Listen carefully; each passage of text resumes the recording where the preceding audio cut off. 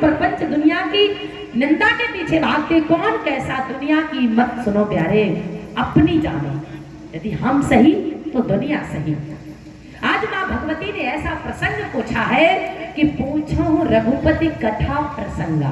किसका प्रसंग?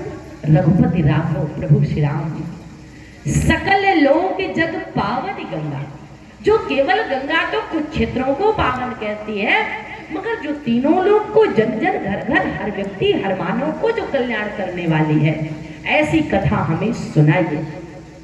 भगवान शंकर जी ने कहा ठीक है, तो धन्यवाद दिया, थैंक्स। और आजकल हम थैंक्स किसको बोलते हैं? जो हमें मार्ग भटका रहे हैं, जो गलत मार्ग में ले जा रहे हैं, जिन्होंने कभी स्वप्न में भी सपोर्ट कोऑपरेट नहीं किया। धन्यवाद देना है ईश्वर को दीजिए, भगवान को। प्रभु आपने हमें बहुत कुछ दिया है, यदि धन्यवाद देना है तो अपने माता पिता को दीजिए, अपने मित्र को, अपने सदोहर भाई को दीजिए। जो भाई आपके दुख सुख में खड़ा रहा तो अपने भाई को धन्यवाद दीजिए। अपने पत्नी को जो आपके दुख सुख में खड़ी रही है, अपने पत्नी को धन्यवाद दीजिए। अपने पुत्र को, अपने पति को धन्यवाद दीजिए जो आपके साथ छाए की तरह खड़ा है। आज भगवान शंकर जी ने माता पार्वती जी को धन्यवाद कहा कि धन्य धन्य गिरिराज कुमारी। क्या कहा? धन्य। माता पिता को धन्यवाद दिया। आजकल के पुरुष क्या कहते हैं? आपके माता पिता ने क्या सिखाया? सबसे पहले तो श्रीमती को, बाद में श्रीमती के माता पिता को बोलने लगते हैं। भगवान शंकर जी कहते हैं कि जिस बेटी से विवाह किया है उस बेटी के माता पिता का सम्मान करो। जिस प्रकार एक लड़की विवाह करके आती है तो सास ससुर का सम्मान करती, पति के माता पिता का सम्मान करती है, बेटे का भी, पुरुष का भी कर्तव्य होता है कि अपने पत्नी के परिवार का वो सम्मान करे। भगवान शंकर जी ने धन्यवाद दिया उनके माता पिता को कि धन्य धन्य गिरिराज कुमारी। धन्य है गिरिराज पर्वत, राजा हिमांचल राज पर्वत, जिन्होंने आप जैसी बेटी को जन्म दिया, धन्य है। और एक बार में धन्य धन्य बार बार धन्यवाद दिया। हे गिरिराज कुमारी, हे गिरिराज पर्वत की पुत्री, धन्य है आप जिन्होंने भगवान की कथा को सुना। और वास्तव में यदि पार्वती जी प्रश्न नहीं करती और शंकर जी कथा सुनाते नहीं तो जीवन में हमारे और आपके व्यथा दूर करने के लिए ये भगवान की गंगा रूपी कथा मिलती नहीं।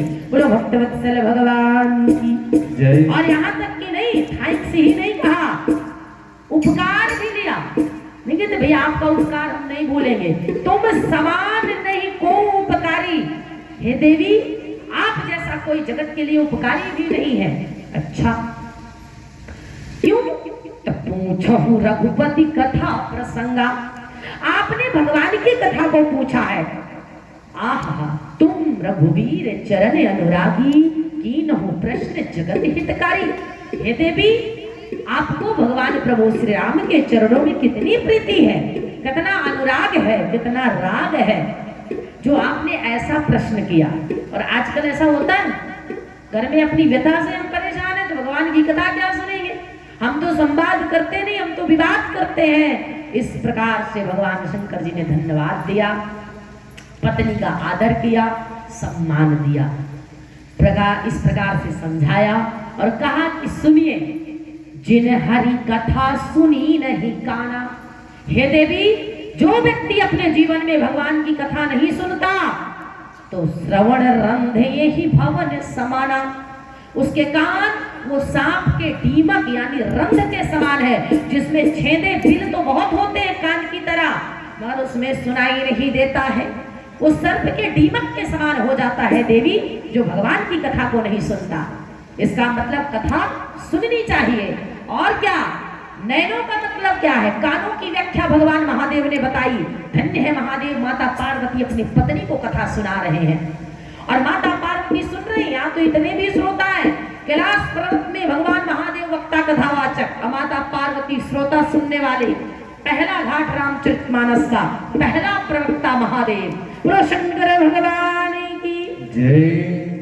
तो ये कानों की व्याख्या की और नैनों का की। ये नैन केवल काजल लगाने के लिए नहीं है, लोगों के बुराई देखने के लिए नहीं है।